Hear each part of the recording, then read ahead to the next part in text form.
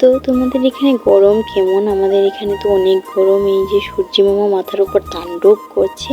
তো আমি এদিকটায় একটু পাখির জন্য পানি রেখে দিলাম। এই দিকটায় পাখিগুলো আসে, এসে বসে।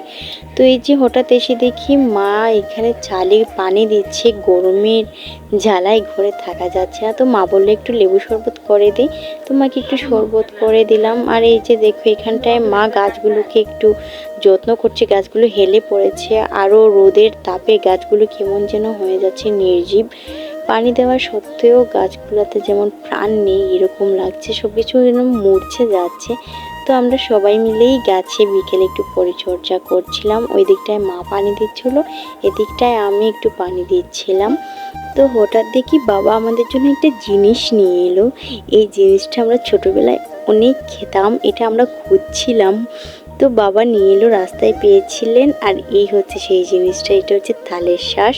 এটা অনেক দিন ধরে খুঁজছিলাম, আসলে এখন এগুলো না একটু অ্যাভেলেবেল পাওয়া যায় না। তো বাবা রাস্তায় পেলেন, আমাদের জন্য নিয়ে এলেন। তারপর লিচু খেলাম আমরা সবাই বারান্দায় বসে।